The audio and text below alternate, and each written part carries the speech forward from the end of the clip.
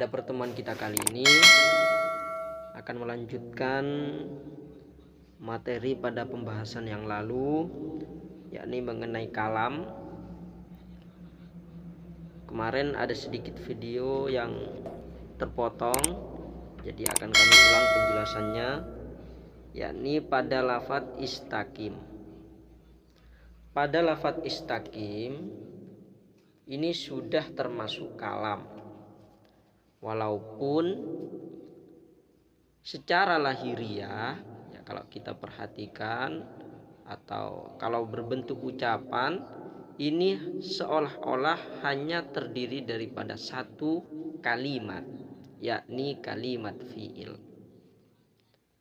Tapi di balik kalimat fi'il tersebut sebenarnya ada satu kalimat isim yang mustatir, ya, isim domir yang tersimpan.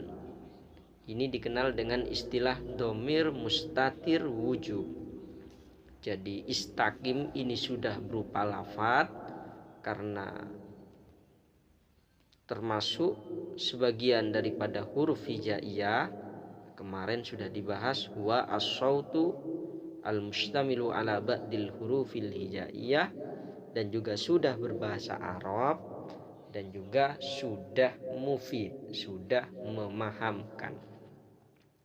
Dan tak lupa pada lafadz istaqim ini juga sudah murakkab, ya, walaupun pada domir anta keberadaannya hanya secara hukmi. Selanjutnya wasmun wa fi'lun summa harfunil kalim. Jadi ada isim, kemudian ada fi'il, dan ada huruf. Lafadz kalim kemarin kan kita sudah membahas mengenai kalam. Kemudian istilah yang perlu kita kenal adalah kalim. Kemudian ada kalimat. Kemudian ada qaul. Nah, kalim ini adalah bentuk jamak daripada kalimat. Pengertian kalim secara istilah ini adalah matarokkaba min salasi kalimatin fa'aksaro.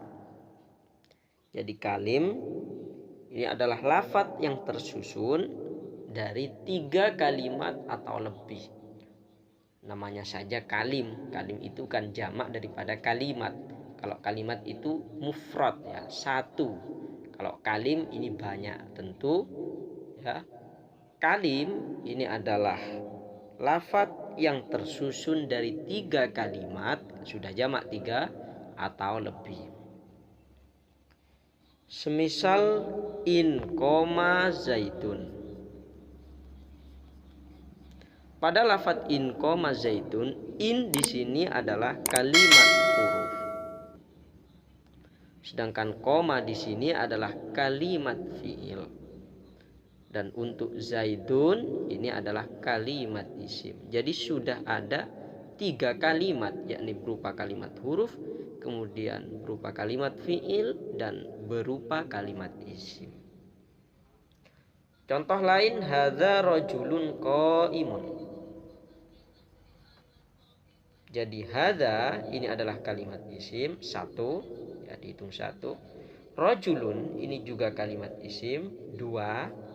Qaimun ini juga kalimat isim, 3. Jadi sudah 3 kalimat, walaupun semuanya berupa kalimat isim. Ini sudah bisa disebut dengan kalim. Atau lagi fi qad lan, misalkan ya, fi qad lan. Nah, ini sudah termasuk kalim. Kenapa? Karena fi ini kalimat huruf, qad ini ya juga kalimat huruf, lan juga kalimat huruf. Jadi sudah berkumpul 3 kalimat. Yang penting berkumpulnya 3 kalimat. Tidak disyaratkan ya, harus berupa tarkib isnadi, juga tidak disyaratkan harus berupa lafadz yang mufid. Jadi untuk kalim yakni lafadz yang tersusun dari 3 kalimat atau lebih, baik itu memahamkan atau tidak memahamkan. Nah, Kalau di dalam kitab Tawdihul Maqasid wal Masalik ini dijelaskan bahwa orang yang pertama kali membagi komponen kalim, yakni seperti pembagian di atas, dan menamakannya sebagai kalim, ini adalah sahabat Ali radhiyallahu an atau sahabat Ali karramallahu wajhah. Kemudian selanjutnya wahiduhu kalimatun. Selanjutnya kita memasuki pada pengertian kalimat. Apa itu kalimat? Hiya al-lafzu al-maudu'u limaknan mufrad atau limakna mufradin, yaitu lafaz yang dicetak untuk menunjukkan pada makna mufrad. Kalau tadi kalim ini adalah kumpulan daripada kalimat, sekarang kalimat ini adalah lafaz yang dicetak untuk menunjukkan pada makna mufrad. Jadi kalau satu-satunya ya dihitung satu persatuannya, ini disebut dengan kalimat. Saya kembali kepada contoh tadi, in, zaitun.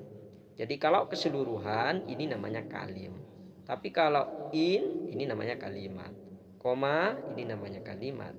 Zaitun ini namanya kalimat. Jadi wahiduhu kalimatun. Nah, jadi satu persatu daripada kalim ini dinamakan kalimat. Kemudian selanjutnya wal qaulu am. Ya. Istilah yang perlu kita kenal yang pertama adalah kalam, kemudian kalim, kemudian kalimat, kemudian ada qaul. Apa itu qaul? Wal qaulu am. Kalau qaul, wal qaulu lafdzun qad afada mutlaqan. Jadi qaul ini adalah lafaz qad afada yang memberikan faidah, maksudnya memahamkan, mutlakon secara mutlak, baik itu tersusun ataupun tidak, baik itu memberikan pengertian dengan sempurna atau belum, itu sudah dinamakan qaul. Karena qaul ini adalah sifatnya umum.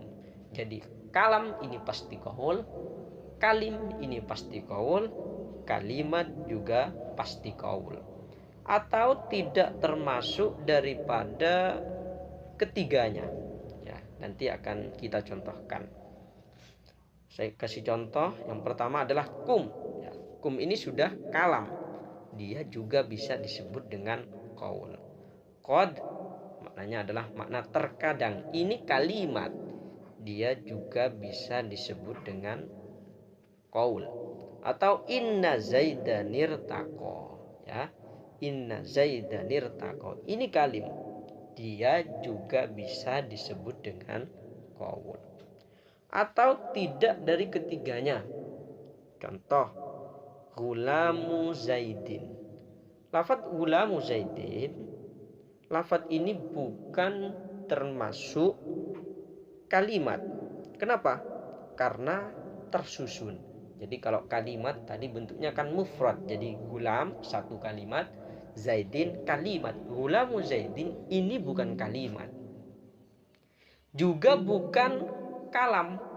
Jadi kemarin pas kita membahas tentang kalam, kalam itu disyaratkan harus berupa lafaz yang murakkab, yakni murakkabnya berupa murakkab isnadi, bukan murakkab idhofi. Ini kan murakkabnya murakkab idhofi, jadi tidak bisa dikategorikan sebagai kalam.